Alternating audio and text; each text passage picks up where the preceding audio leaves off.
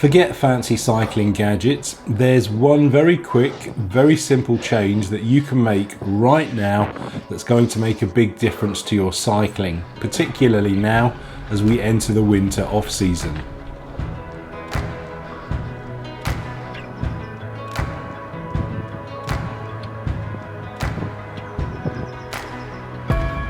Yep, here we are. It's the beginning of October, and traditionally for us cyclists, that signals the beginning of the winter off-season. So from here on in, it's just going to get colder, wetter, windier, darker earlier. And of course, when it's like that, our motivation to get out on the bike is pretty non-existent. If only there was something we could do to make it a little bit easier. So let me take you back to a much simpler time, the early 1980s. I'm a young boy cyclist, and the older fellas that I was riding with at the time had this kind of thing that they did that really improved their winter fitness base. And that was basically riding in the small chainring. So come October, they would change down into the small chainring and ride in that all through the winter time. And they wouldn't use the big chainring again until about February time, when the racing season started. Now, me being the young know-it-all lad, thought they were absolutely bonkers. I'd see them spinning away like they were just sort of not really getting anywhere, and me just wanting to ride hard and fast all the time in the big chainring. But then come the spring, they would be absolutely flying. And when we'd go out on our club runs, I'd find myself on the arse end of an arse kicking. So clearly, riding in the small chain ring really worked for them. It really improved their fitness, and it can work for you too. Now, in today's day and age, with all this fancy jargon, I think people call that riding in zone 2. And if you've been anywhere near the internet in the last 30 years or so, you would have seen things like ride slower to ride faster, you know, like it's some kind of buzzword, and they've only just recently discovered it. But believe it or not, it's as old as dinosaurs. Well, maybe not dinosaurs, but maybe penny farthings or something like that. And just because it is old, again, it doesn't necessarily mean that it doesn't work.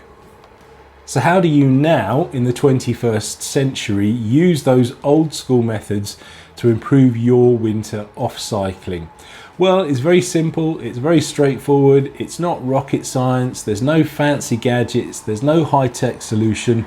All you really need to do is change down from the big ring and ride exclusively in the small ring. And you do that just as they did between October and February. And what you'll find will happen is that your spinning will increase, your effort will go down, and believe it or not, that's actually a good thing.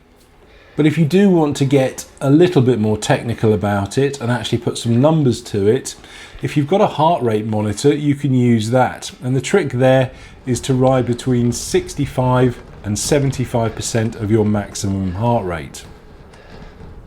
If you're one of these riders that has a naturally low cadence of around 70 to 80 revs per minute, this probably means that you're riding in fairly high gears. So you'll definitely find some benefit of changing down a couple of gears and increasing your cadence to, say, 90 revs per minute. Again, it just makes things a little bit easier on your legs and the cycling just that little bit lighter. It might not be easy to do, but it's certainly worth giving it a try. So what's it going to feel like when you ride like this? Well, I'm not going to pull any punches. It's going to feel pathetically easy. You may also be forgiven for thinking that you're not actually getting any benefit whatsoever from the rides that you're doing, but believe me, they really are helping you to get fit and to build your winter fitness. One of the challenges when you ride like this is keeping your heart rate that low.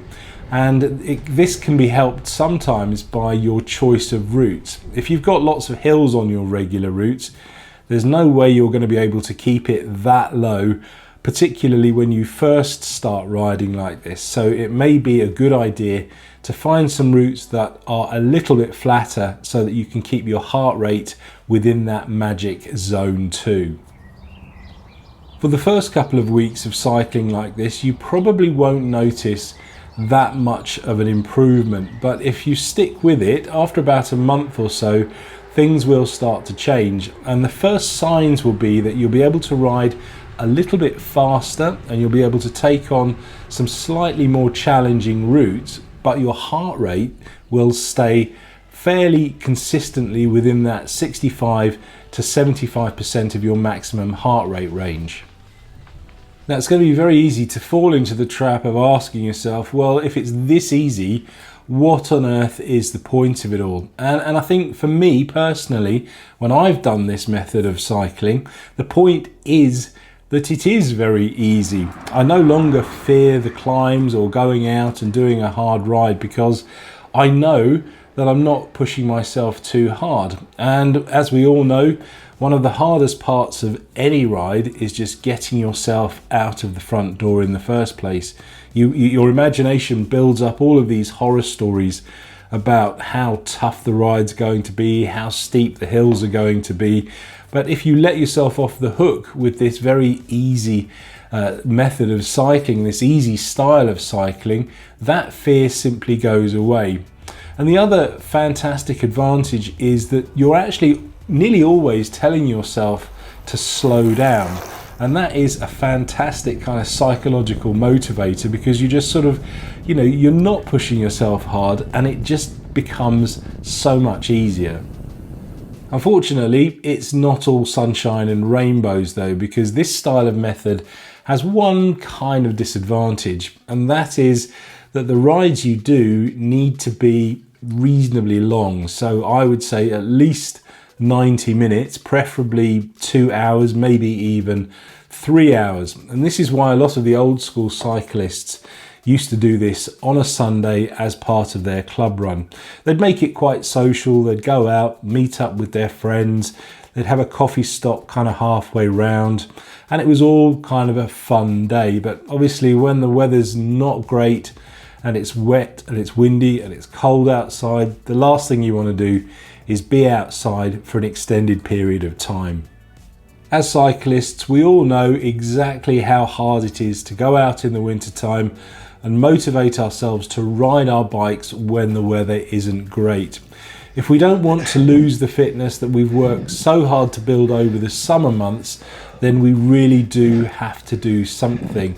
And anything we can do to make it even slightly easier has to be a good thing. So give this method a try and let me know how it works out.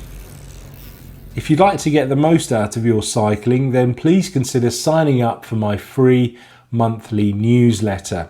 I'll leave a link in the description below, and all you need to do is just go along and you can sign up. In the meantime though, thank you for watching, and I'll see you on the next one.